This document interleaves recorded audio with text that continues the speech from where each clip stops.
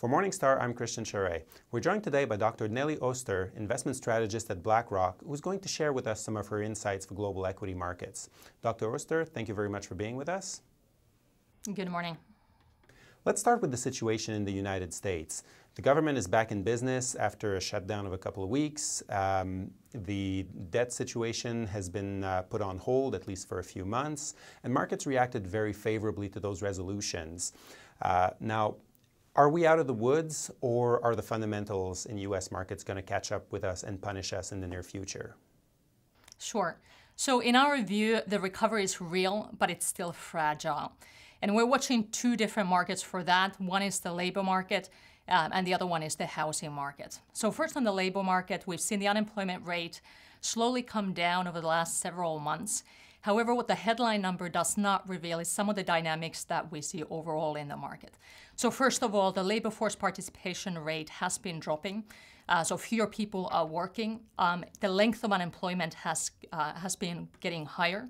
And finally, even those people that are able to find jobs tend to find jobs that are either part-time or pay less than the jobs that were lost during the crisis.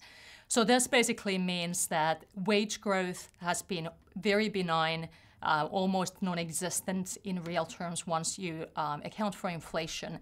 And that translates into non-organic support for consumption.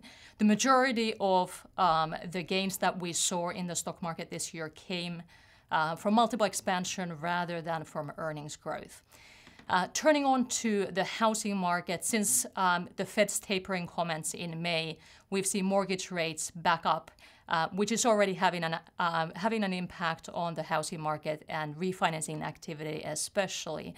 And as a result, we don't think the housing market is going to be quite as strong of a tailwind for the U.S. economy as we saw in the first half of the year. Now, you mentioned that the increase in stock prices was mainly due to multiple expansion. Do you see U.S. stocks as overvalued right now, or are they more fairly valued? That's a good question. So in our opinion, if you look at the sort of simple multiples that people focus on in the markets, price to book, price to earnings, they're roughly in line with historical averages today. However, corporate earnings in the U.S. have been supported by the low rates and benign wage pressure environment. And we don't think that that is normal during the cycle. So if rather than looking at the latest earnings or our next forecast of earnings, you were to look at earnings over the cycle, the PE multiples start looking a lot more expensive. And as a result, for investors that are overweight U.S. equities, we've been advocating reducing some of that overweight and diversifying it internationally instead. Now, there are segments of the U.S. market that we think that are more stretched than others. In particular, we're cautious on the safer segments of the U.S. market that have benefited from investors not wanting to fight the Fed. So effectively taking some equity exposure, but taking it in the safer segments of the market, for example, consumer staples. In addition to that, we're more cautious on rate-sensitive segments of the market. For example, U.S. utilities, which we have named the bond proxies in the equity space.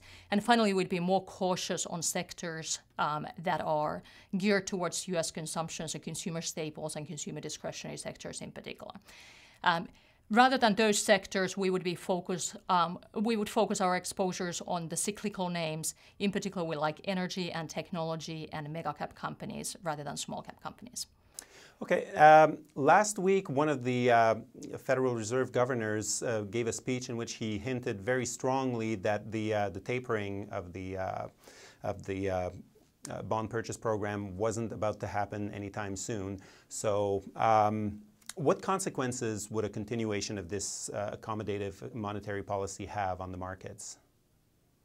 Sure, that's a good question. So we actually agree with that. The Fed is watching two metrics right now. One is the labor market, the other one is inflation.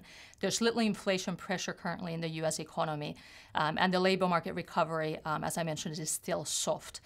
So as a result, I think the market expectations for tapering have been pushed out up until December at least, if not next year, first quarter of next year. Some people are even looking at June of next year. We think that with the backdrop of a soft recovery and continuing stimulus from the Fed, this will give some relief for risk assets, whether we look at the equity or fixed income space. So we've turned a little more constructive, for example, in high yield and mortgage-backed securities in the fixed income space. And we think that this will also give some relief for the higher risk segments of the equity markets, emerging market countries especially. Okay, we'll get to emerging markets in a second, but I want to talk for now about Europe. I'd like to know what your outlook is for the region. European equities had some very strong returns in the second quarter. Sure. So we've actually turned a little more constructive on Europe since early summer. The ECB continues to provide a backstop for the markets. In addition to that, we've seen an uptick in growth trends, whether we look at some of the lagging indicators, GDP growth, on a trailing basis, for example, or some of the forward-looking indicators such as Purchasing Manager Index numbers or economic surprise indices. In addition to that, valuations in Europe are still quite a bit more compelling than those in the US. So as I mentioned, we'd be looking at diversifying into also the European and Eurozone markets from any overweight in US markets. However, the longer-term backdrop for European equities still remains somewhat challenging. We're in particular watching the European banking sector that continues to be fragile and fragmented. Over there, the upcoming catalyst are the asset quality reviews and the European banking stress tests, which are going to be taking place over the next 12 months. The concerns there are either that if the stress tests are too benign, investors will not consider them credible. On the other hand, if they're strict enough and uncover any holes in the banking sector, there's currently, with the European Banking Union still not in effect, no mechanism for actually plugging any of those holes. In addition to that, we have bailout reviews coming up in Portugal and Greece, and the German coalition formation that I think is going to refocus investor interest on some of the underlying issues, still high debt levels, competitiveness problems, deficits, and so on in many of these European countries. Okay, and what about emerging markets? What are your perspectives for that region? Sure. So some of the data that we've seen, some of the fundamental data that we've seen coming out of emerging markets over the last few months, and China especially, has been more promising than what we saw in the first half of the year. And given that these countries are still, in a lot of times, trading at massive discounts to developed markets and U.S. markets especially, we do have an overweight position over the longer term in emerging market countries, where we in particular like countries like China and Brazil.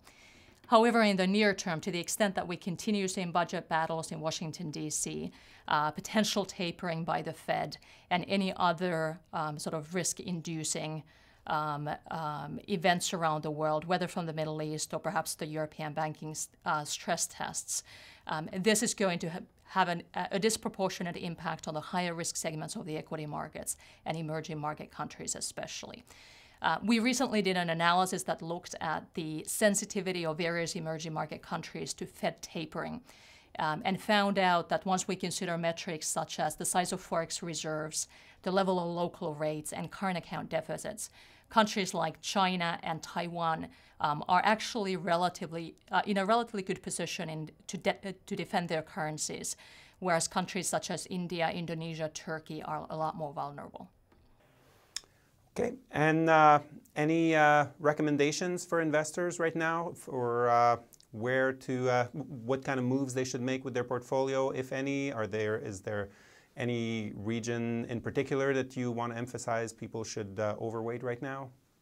Sure. So we still advocate investors focus on equities exposures rather than fixed income. We don't think rates are going to melt up in the near term. Our forecast for the 10-year yield, 10-year Treasury yield in the U.S. is somewhere between 2.5% to 2.75% by the end of the year, and somewhere around 3.5% by the end of 2014. However, we do think that the longer-term trend is for real rates to back up. And as a result, we would be looking to reduce duration in our portfolios and focus on the shorter end of the curve in the fixed income space, taking a little bit more credit than duration risk. Within the equity space, we'd be looking to diversify any overweight in US and North American markets into Europe and emerging markets over the longer term. And we'd be especially cautious on segments of the markets, whether in equities or fixed income, that are sensitive to the rise in real rates over the medium to longer term. Dr. Nelli Oster, thank you very much for sharing your insights with us. Thank you. For Morningstar, I'm Christian Charret.